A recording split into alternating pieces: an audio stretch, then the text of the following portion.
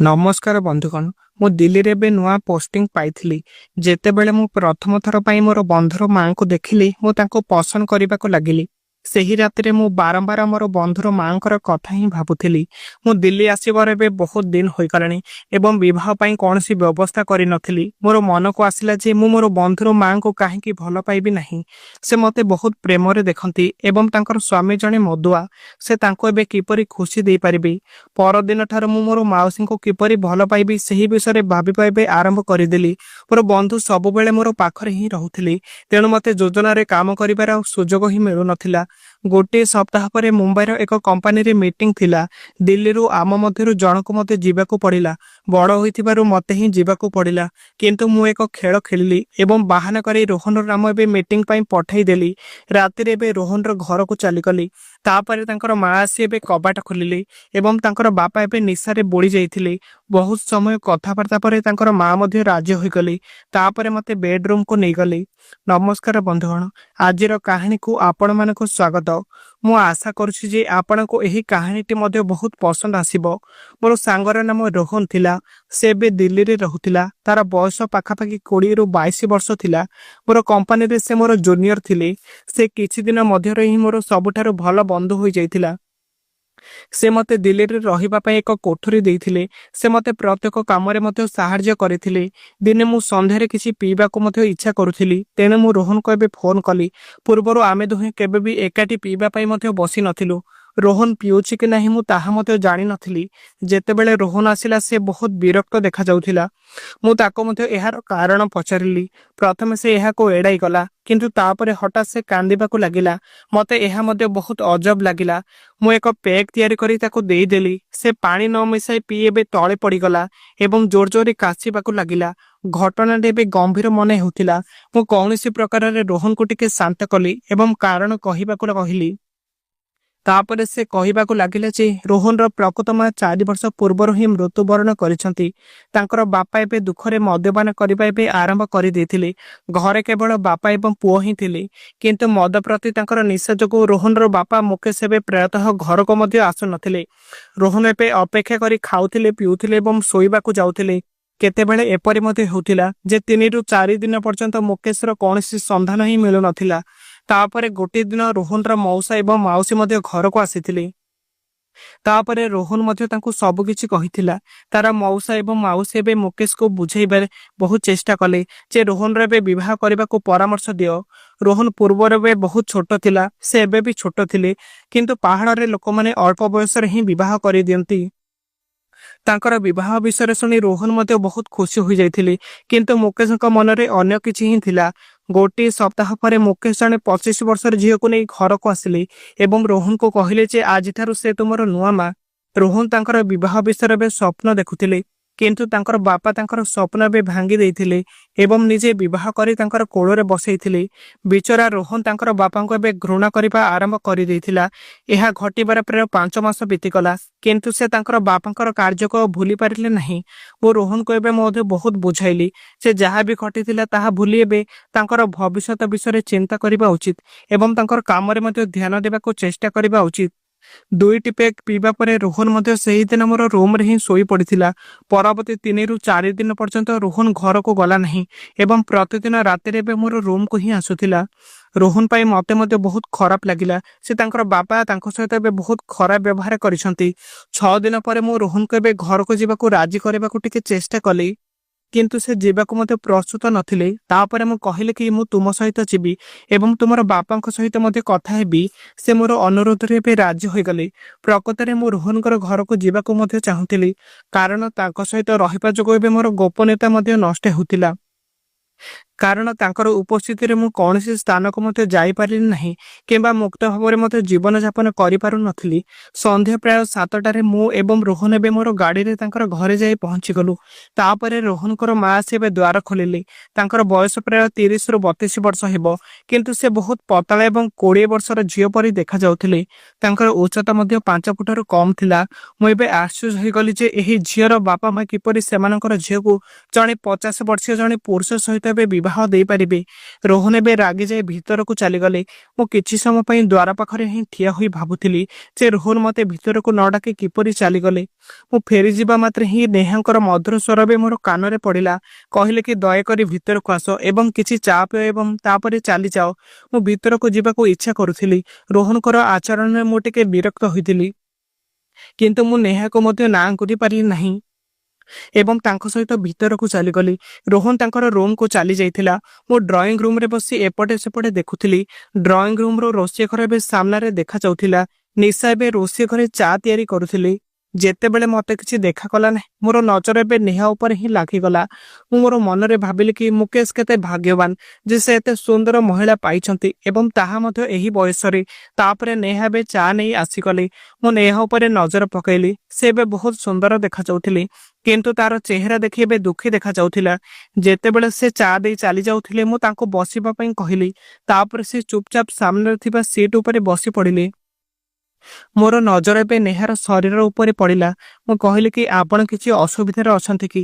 ସେ କହିଲେ କି ଏମିତି କିଛି ନାହିଁ, କେବଳ ରୋହନକୁ ନେଇ ଅସୁବିଧାରେ ଅଛି। ନା ସେ ମୋ ସହିତ କଥାବାର୍ତ୍ତା କରନ୍ତି ଆଉ ନା ସେ ମତେ ବହୁତ ପସନ୍ଦ କରନ୍ତି। ଏସବୁ ପାଇଁ ମୁଁ ବହୁତ ଖରାପ ଅନୁଭବ କରୁଛି। ମୁଁ କହିଲି କି ଚିନ୍ତା କର ନାହିଁ, ମୁଁ ତାକୁ ଟିକେ ବୁଝେଇ ଦେବି। ତୁମେ ଏହା ବିଷୟରେ ଆଦୌ ବି ଚିନ୍ତା କର ନାହିଁ। ସେ କହିଲେ କି ତା ବ୍ୟତୀତ ମୋର ଆଉ କିଏ ବା ଅଛି? ତାର ବାପା ତୁମେ ତ ଜାଣିଥିବ। ମତେ ଏହା ବୁଝିବାକୁ ମଧ୍ୟ ବହୁତ ସମୟ ଲାଗିଲା ନାହିଁ। ନେହା ତାଙ୍କର ସ୍ୱାମୀଙ୍କୁ ପସନ୍ଦ କରେ ନାହିଁ ଏବଂ ରୋହନ ମଧ୍ୟ ତାଙ୍କୁ ଘୃଣା କରେ। ତେଣୁ ସେ ବିରକ୍ତ ହୋଇଯାନ୍ତି। ଏହା ତାଙ୍କର ପ୍ରଥମ ସାକ୍ଷାତ ଥିଲା, ତେଣୁ ମୁଁ ଅଧିକ କଥା ହେବା ଉଚିତ ବୋଲି ଭାବି ନଥିଲି। ଚା ପିଇବା ପରେ ମୁଁ ତାକୁ ପୁଣି ଆସି ରୋହନକୁ ବୁଝାଇବାକୁ କହିଲି। ମୁଁ ମୋର ରୁମକୁ ଏବେ ଫେରିବାକୁ ଯାଉଥିଲି। ସେହି ରାତିରେ ମୁଁ ଏବେ ନେହା ବିଷୟରେ ହିଁ ଭାବୁଥିଲି। ମୁଁ ଦିଲ୍ଲୀ ଆସିବାର ଏବେ ବହୁତ ଦିନ ହୋଇଗଲା ଏବଂ ମୁଁ କୌଣସି ସ୍ଥାୟୀ ବ୍ୟବସ୍ଥା ମଧ୍ୟ କରିନଥିଲି। ମୋର ମନ ମଧ୍ୟ ଏବେ ଭାବୁଥିଲା ଯେ ନେହାକୁ କାହିଁକି ଭଲ ପାଇବି ନାହିଁ। ପରଦିନ ଠାରୁ ମୁଁ ନେହାକୁ କିପରି ଭଲ ପାଇବି ସେହି ବିଷୟରେ ଭାବିବା ଏବେ ଆରମ୍ଭ କରିଦେଲି। ସେଠାରେ ଏବେ ରୋହନ ଏବେ ସବୁବେଳେ ମୋ ସହିତ ହିଁ ଥିଲା। ତେଣୁ ମୁଁ ଯୋଜନାରେ କାମ କରିବାରେ ମଧ୍ୟ ସୁଯୋଗ ପାଉନଥିଲି। ମୁଁ ବୁଲି ପାରିବି ଏବଂ ତାପରେ ତୁମର ମନୋରଞ୍ଜନ ହେବ। ରୋହନ ମଧ୍ୟ ରାଜି ହୋଇଗଲେ। ମିଟିଂ ବିଷୟରେ ମୋର ମନରେ ଏବେ ପରବର୍ତ୍ତୀ ଚିନ୍ତା ଆସିଲା। ମୁଁ ତାଙ୍କୁ ସାକ୍ଷାତ ବିଷୟରେ ଏବେ ସବୁକିଛି କହିଲି।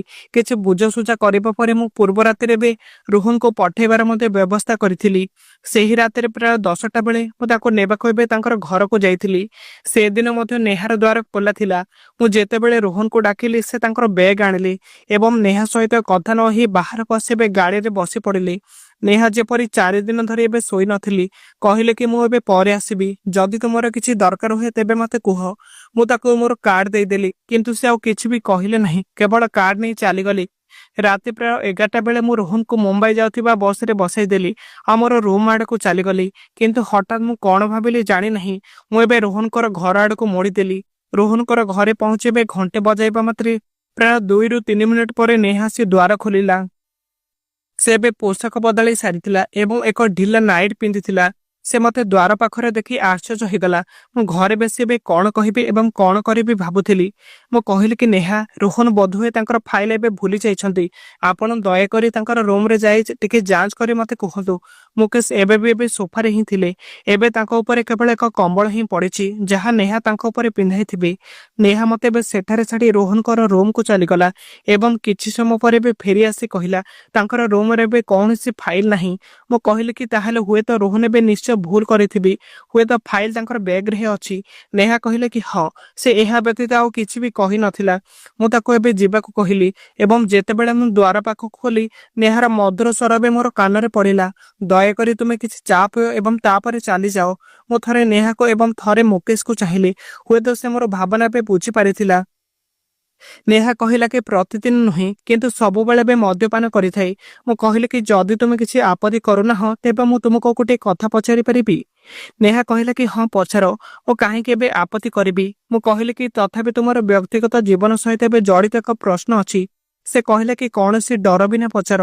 ମୁଁ କହିଲି କି ତୁମେ ଏତେ ସୁନ୍ଦର ଏବଂ ଯବାନ ଅଛ, ତେବେ ତୁମେ ଏହି ଖରାପ ଲୋକକୁ କାହିଁକି ବିବାହ କଲ? ସେ କହିଲା କି ମୁଁ କେବଳ ଏହା ଭାଗ୍ୟର ଖେଳ ବୋଲି କହିପାରିବି। ତଥାପି ଯଦି ତୁମେ ଜାଣିବାକୁ ଚାହୁଁଛ, ମୁଁ କହିବାକୁ ଚାହେଁ। ମୁଁ କହିଲି କି ମୋର ବାପାଙ୍କର ଆର୍ଥିକ ଅବସ୍ଥା ଏବେ ଭଲ ନଥିଲା। ତେଣୁ ସେ ତାଙ୍କଠାରୁ କିଛି ଋଣ ନେଇଥିଲି। ଦ୍ୱିତୀୟ କାରଣ ଥିଲା ଯେ ମୋର ବିବାହ ଏବେ ମାଙ୍ଗଳିକ ଥିଲା। ମୁଁ ବିବାହ ମଧ୍ୟ କରିପାରୁନଥିଲି। ମୋର ବୟସ ମଧ୍ୟ 30 ବର୍ଷ ଅତିକ୍ରମ କରିସାରିଥିଲା। ତେଣୁ ଏବେ ବିବାହର ସମ୍ଭାବନା ମଧ୍ୟ କମି ଯାଇଥିଲା। ଏହାର ସୁଯୋଗ ନେଇ ସେ ମୋର ବାପାଙ୍କଠାରୁ ମୋର ହାତ ମାଗିଲେ। ସେ ଏବେ ଅସହାୟ ଥିଲେ ଏବଂ ସେ ଆଉ କଣ କରିପାରିବେ ସେ ଆଉ ଜାଣିପାରି ନଥିଲେ। ସେଥିପାଇଁ ସେ ମୋତେ ଏହି ଖୁଣ୍ଟିରେ ବାନ୍ଧିଦେଲେ। ଏହା କହି ନେହା ଆଖିରୁ ଏବେ ଲୁହ ଝରି ପଡ଼ିଲା। ମୁଁ କହିଲି କି ଏହା ବହୁତ ଖରାପ କଥା। ତୁମର କଣ ହୋଇଛି? ତୁମର ବୋଧେ ନିଜସ୍ୱ ସ୍ୱପ୍ନ ରହିବା ଉଚିତ। ସେ କହିଲେ କି ସେଗୁଡ଼ିକ ବିଷୟରେ କଣ? ଗରିବ ଲୋକମାନେ କଣ ସ୍ୱପ୍ନ ଦେଖନ୍ତି? ଏହା କହି ନେହା ଆହୁରି କାନ୍ଦିବାକୁ ଲାଗିଲା। ମୁଁ ତାକୁ ଚୁପ୍ କରିବା ଉଦ୍ଦେଶ୍ୟରେ ତାର ପାଖକୁ ଗଲି ଏବଂ ତାର ଲୁହ ଦେଖି ତାକୁ ଚୁପ୍ ରହିବାକୁ କହିଲି। ନେହା ଉଠି ଏବେ ରୋଷେଇ ଘରକୁ ଗଲା। 2 ମିନିଟ୍ ପରେ ସେ ମୁହଁ ଧୋଇ ପୁଣି ଥରେ ଫେରି ଆସିଲା। ମୋତେ ପଚାରିଲା କି ତୁମେ ଚା ପିଇବ କି? ମୁଁ ଏବେ କଫି ତିଆରି କରିବି। ମୁଁ କହିଲି କି ଯାହା କିଛି ତିଆରି କରିବ ଯେଉଁଥିରେ ତୁମେ ମୋ ସହିତ ରହିପାରିବ। ନେହା ଏବେ କଫି ତିଆରି କରିବାକୁ ଆରମ୍ଭ କରିଦେଲା। କଫି ଆସିଲା ଏବଂ ଆମେ ଦୁହେଁ ଏକାଠି ବସି ପିଇଲୁ ଏବଂ କଫି ପିଇବା ପରେ ମୁଁ ଉଠି ମୋର ରୁମକୁ ଯିବା ପାଇଁ ଠିଆ ହୋଇଗଲି। ସେତେବେଳେ ନେହାର ତୃଷା ଏବେ ତାଙ୍କର ଜବାନକୁ ଆସିଗଲା। ରାତି ଏବେ ବହୁତ ହୋଇଗଲାଣି। ତୁମେ ଏଠାରେ ରହିବା ହିଁ ବହୁତ ଭଲ ହେବ। ମୁଁ କହିଲି କି ନେହା ତୁମକୁ ଦେଖିବା ଏବଂ ତୁମର କଥା ଶୁଣିବା ପରେ ମୁଁ ମଧ୍ୟ ଯିବାକୁ ଇଚ୍ଛା କରୁନାହିଁ। କିନ୍ତୁ ଯଦି ମୁଁ ରହିଯାଏ ତେବେ ଏହା ତୁମକୁ ବଦନାମ କରିପାରେ କିମ୍ବା ତୁମର ଜୀବନରେ କୌଣସି ସମସ୍ୟା ସୃଷ୍ଟି କରିପାରେ। ତେଣୁ ଯଦି ମୋତେ ଯିବାକୁ ପଡ଼େ ତେବେ ତୁମେ ରହିପାର। କୌଣସି ଅସୁବିଧା ବି ହେବ ନାହିଁ। ମୁଁ ମଧ୍ୟ ଏକା ଏବେ ଶୋଇ ଥକି ଯାଉଛି। ଆଜି ତୁମ ସହିତ ଏବେ ଶୋଇବି। ବୋଧହୁଏ ମୋର ଏକାକୀ ମଧ୍ୟ ଚାଲିଯାଇପାରେ। ମୁଁ ନେହାଙ୍କଠାରୁ ଏକ ଖୋଲା ନିମନ୍ତ୍ରଣ ପାଇଥିଲି। ମୁଁ ଆଉ କେମିତି ନିଜକୁ ନିୟନ୍ତ୍ରଣ କରିପାରିଥାନ୍ତି? ମୁଁ ଆଉ ଡେରି ନ କରି ନେହାକୁ ଆଲିଙ୍ଗନ କଲି। ମୁଁ କହିଲି କି ବେଡରୁମ୍ ଏବେ କେଉଁଠି ଅଛି? ସେ ଇସାରା ଦେଇ କହିଲି। ମୁଁ ନେହାକୁ ଏବେ କୋଳରେ ନେଇ ବେଡରୁମ୍ ଆଡ଼କୁ ଚାଲିଗଲି। କିଛି ସମୟ ପରେ ଆମେ ଦୁଇଜଣ ଏବେ ଶୋଇ ପଡ଼ିଥିଲୁ। ସକାଳେ ମୋର ଆଖି ଖୋଲିଲି ତ ନେହା ମୋର ପାଖରେ ହିଁ ନଥିଲା। ଘଣ୍ଟା ଦେଖିଲି ତ ଏବେ 10ଟା ବାଜି ସାରିଥିଲା।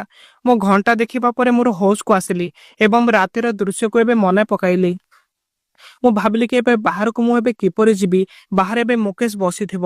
ଏବେ ମୁଁ ଭାବୁଥିଲି କି ସେତେବେଳେ ନେହା ଏବେ ଚା ନେଇ ମୋର ରୁମକୁ ଆସୁଥିଲା। କହିଲି କି ତୁମେ ଶୀଘ୍ର ମୋତେ କାହିଁକି ଉଠାଇଲ ନାହିଁ? ଏବେ ମୁଁ କିପରି ଏବେ ବାହାରକୁ ଯିବି? ଆଜି କଣ ପାଇଁ ଯିବ? ଏଠାରେ ହିଁ ରହିଯାଅ। ମୁଁ କହିଲି କି ପାଗଳ ହୋଇଗଲଣି ନା କଣ? ବାହାରେ ସେ ବୁଢ଼ା ମୁକେଶ ବସିଥିବ। ସେ କହିଲେ କି ଚିନ୍ତା କର ନାହିଁ। ସେ କେବେଠାରୁ ଉଠି ଏବେ ମଦ ପିଇବାକୁ ଚାଲି ଯାଇଛନ୍ତି। ମୁଁ କହିଲି କି ସେ ଫେରି ଆସିବି ଏବଂ ତାପରେ ଆମର ପଡ଼ୋଶୀ ଅଛନ୍ତି ଏବଂ ମୋତେ ମଧ୍ୟ ଅଫିସକୁ ମଧ୍ୟ ଯିବାକୁ ପଡ଼ିବ। ପ୍ରେମର ଆନନ୍ଦ ନେବାକୁ ଚାହୁଁଥିଲି କିନ୍ତୁ ମୋତେ ଅଫିସକୁ ଯିବାକୁ ହିଁ ପଡ଼ିବ। ଦିଲ୍ଲୀରେ ଏକ ମିଟିଂ ଥିଲା। କେବେ ବି ଫୋନ୍ ମଧ୍ୟ ଆସିପାରେ। ଆଉ ରୋହନକୁ ମଧ୍ୟ କିଛି କହିବାକୁ ପଡ଼ିଥାନ୍ତା। ନେହା ମୋତେ ଜମା ବି ଯିବାକୁ ଦେଉନଥିଲି। ମୁଁ ମଧ୍ୟ ତାର ଦୁଃଖୀ ଚେହେରା ଦେଖି ରହିଗଲି। 11ଟା ପର୍ଯ୍ୟନ୍ତ କଥା ହେବା ପରେ ମୁଁ ତାଙ୍କୁ ସନ୍ଧ୍ୟା ସୁଦ୍ଧା ଫେରିବାକୁ ଟିକେ ପ୍ରମିସ୍ କରିଥିଲି। ଜଲ୍ଦି ଯେ ମୋର ରୁମ୍ ପାଖରେ ଏବେ ପହଞ୍ଚିଗଲି। ପ୍ରସ୍ତୁତ ହୋଇ ଏବେ ଅଫିସକୁ ଚାଲିଗଲି। ସାରା ଦିନ ଏବେ କାମରେ ବ୍ୟସ୍ତ ରହିଲି। ସେଠାରେ ନେହା ମୋର ଦିବାନୀ ହୋଇଯାଇଥିଲା। ସେ ଅତିକ୍ରମରେ ମୋତେ 20ରୁ 25 ଥର କଲ୍ କରିଥିଲା। 8ଟା ପର୍ଯ୍ୟନ୍ତ ମୋର ଅଫିସ କାମ ମଧ୍ୟ ସରିଗଲା। ମୁଁ ଅଫିସରୁ ବାହାରି ଏବେ ମୋର ରୁମକୁ ଗଲି। ନେହାର ଫୋନ୍ ମଧ୍ୟ ବାରମ୍ବାର ହିଁ ଆସୁଥିଲା। ସେ ମୋ ପାଇଁ ଏବେ ଖାଦ୍ୟ ପ୍ରସ୍ତୁତ କରିଥିଲେ ଏବଂ ମୁଁ ତାଙ୍କୁ ତୁମକୁ ଜଲ୍ଦି ଯିବି ବୋଲି କହିଥିଲି। ନେହାର ଘରକୁ ଗଲା ବେଳକୁ 10ଟା ବାଜି ସାରିଥିଲା। ଆଜି ମୁଁ ବାଇକ୍ ନେଇକି ଆସିଥିଲି। ନିଶା ଦ୍ୱାର ପାଖରେ ହିଁ ଠିଆ ହୋଇଥିଲେ। ଘର ଭିତରକୁ ଆସିବା ମାତ୍ରେ ହିଁ ମୋତେ ସେ ଆଲିଙ୍ଗନ କଲେ। ମୁକେଶ ଆଜି ବି ସେ ସୋଫା ଉପରେ ନିଶାରେ ଶୋଇଥିଲା। ମୁଁ ନେହାକୁ ଏବେ ସିଧା ତାର ବେଡରୁମକୁ ନେଇଗଲି। ଆଜି ବିଛଣା ମଧ୍ୟ ବହୁତ ସୁନ୍ଦର ଭାବରେ ସଜା ଯାଇଥିଲା। ସେଠାରେ କିଛି ଫୁଲ ମଧ୍ୟ ବିଛା ଯାଇଥିଲା। କିଛି ସମୟ ପରେ ସେ ମୋ ପାଇଁ ମଧ୍ୟ ଖାଦ୍ୟ ଆଣିବାକୁ ରୋଷେଇ ଘରକୁ ଗଲା। ନେହା ଏବେ ସ୍ୱାଦିଷ୍ଟ ଖାଦ୍ୟ ରାନ୍ଧିଥିଲା। ତାପରେ ଆମେ ଦୁହେଁ ଏକାଠି ବସି ଖାଇଲୁ। ଖାଦ୍ୟ ଖାଇସାରିବା ପରେ ନେହା ପାତ୍ର ନେଇ ଏବେ ରୋଷେଇ ଘରକୁ ଚାଲିଗଲା। କିଛି ସମୟ ପରେ ନିଶା ଏବେ କ୍ଷୀର ଗ୍ଲାସ ନେଇ ଆସିଲା ଏବଂ ଆମେ ଦୁହେଁ ଗୋଟେ ଗ୍ଲାସରେ ହିଁ ପିଇଲୁ। କିଛି ସମୟ ପରେ ଆମେ ଦୁହେଁ ଏବେ କଥାବାର୍ତ୍ତା ଆରମ୍ଭ କରିଦେଲୁ। ନେହା ଗତକାଲି ତୁମେ ପ୍ରଥମ ଥର ପାଇଁ ମୋତେ କହିଥିଲ ସେ ବାହାଘରକୁ ଏବେ ତୁମର 5 ମାସ ହୋଇଯାଇଥିଲା କିନ୍ତୁ ମୁକେଶ ଏପର୍ଯ୍ୟନ୍ତ କିଛି ବି କରିନଥିଲେ। ସେ କମଜୋର ଅଛନ୍ତି ଆଉ ତୁମ ସହିତ ଆଉ କଣ ବା କରିପାରିଥାନ୍ତା? ମଦ ତାର ଶରୀରକୁ ଏବେ ଦୁର୍ବଳ କରିଦେଇଛି। ପ୍ରଥମ ରାତିରେ ସେ ବହୁତ ଚେଷ୍ଟା କଲା କିନ୍ତୁ କିଛି ବି ହେଲା ନାହିଁ। ନେହା କହୁଥିଲା ଆଉ ମୁଁ ଚୁପଚାପ ତାଙ୍କର କଥା ଶୁଣୁଥିଲି। ମୋର ବାପା ମା ଏମିତି ସଂସ୍କାର ମଧ୍ୟ ଦେଇନଥିଲି। ମୁଁ ବହୁତ ଥର ବାହାରେ ମଧ୍ୟ ମୁହଁ ମାରିଛି କିନ୍ତୁ ରୋହନକୁ ମଧ୍ୟ ଏହା କୁହ ନାହିଁ। ଯେତେବେଳେ ମୋର ଆଶ୍ୱସ୍ତ ବଢ଼ିଯାଇ ମୁଁ ରୋହନକୁ ଯାଇ ଭେଟିବାକୁ ମଧ୍ୟ ଇଚ୍ଛା କରୁଥିଲି କିନ୍ତୁ ଲଜ୍ଜା ଯୋଗୁଁ ଲୋକମାନେ କହୁଥିଲେ ଯେ ମୁଁ ମୋର ପୁଅକୁ ଏବେ କିପରି ଭେଟି ପାରିବି। ମୁଁ ନିଜକୁ ଟିକେ ଅଟକାଇ ଦେଉଥିଲି ଏବଂ ତାପରେ ରୋହନ ମଧ୍ୟ ମୋ ସହିତ କଥା ହେଉନଥିଲେ। ନେହାଙ୍କର କଥା ଶୁଣିବା ପରେ ମୁଁ ସେହି ବୁଢ଼ା ମୁକେଶ ଉପରେ ପୁରା ରାଗି ଯାଉଥିଲି। କିନ୍ତୁ ଏଥିରେ ମୋର କଣ ବା ଫରକ ପଡୁଥିଲା? ମୁଁ ନେହା ପ୍ରତି ଟିକେ ଆଗ୍ରହୀ ଥିଲି ଏବଂ ସେ ବହୁତ ସୁନ୍ଦର ମଧ୍ୟ ଥିଲା। ତାପରେ ଆମେ 3 ଦିନ ପାଇଁ ଏବେ ଖୋଲାଖୋଲି ପ୍ରେମ କରିଥିଲୁ। ରୋହନ ଆସିବା ପରେ ମଧ୍ୟ ନେହା ମୋ ସହିତ ବହୁତ ଖୁସିରେ ଥିଲା। ନେହା ମୋତେ ଦିନ ବେଳେ ବି ଫୋନ କରୁଥିଲା। ମୁଁ ମଧ୍ୟ ରୋହନକୁ ଜିମ୍ରେ ଦେଖିବା ପରେ ତାଙ୍କର ଘରକୁ ପହଞ୍ଚି ତାଙ୍କର ସାବତ ମାଙ୍କୁ ଭେଟୁଥିଲି। ଯେ ପର୍ଯ୍ୟନ୍ତ ମୁଁ ଦିଲ୍ଲୀରେ ପୋଷ୍ଟ ହୋଇନଥିଲି ଏହା ଜାରି ରହିଥିଲା। ତାପରେ ଯେତେବେଳେ ମୁଁ ଦିଲ୍ଲୀ ଯାଉଥିଲି ଆମେ ଦେଖା କରୁଥିଲୁ ଏବଂ ଯେତେବେଳେ ବି ସୁଯୋଗ ପାଇଲି ମୁଁ ତାଙ୍କୁ ଭେଟୁଥିଲି। କିନ୍ତୁ ଏବେ ନେହା ଖୁସି ଥିଲା କାରଣ ସେ ରୋହନଙ୍କ ସହ ଏବେ ବହୁତ ଭଲ ବନ୍ଧୁ ହୋଇଗଲାଣି। ଏବେ ମୁଁ ଜାଣି ନାହିଁ କି କି ପ୍ରକାରର ବନ୍ଧୁତା ଏବେ ଗଢ଼ି ଉଠିଛି। ଏବେ ବନ୍ଧୁଗଣ ଏହା ଥିଲା ଆଜିର କାହାଣୀ। ଏହି କାହାଣୀ ଉପରେ ଆପଣଙ୍କର ମତାମତ କ'ଣ ଆମକୁ କମେଣ୍ଟ କରି ଜଣାନ୍ତୁ। ଯଦି ଭିଡ଼ିଓଟି ପସନ୍ଦ ଆସିଲା ତେବେ ଲାଇକ୍ ସେୟାର ଏବଂ ସବସ୍କ୍ରାଇବ କରନ୍ତୁ। ଧନ୍ୟବାଦ।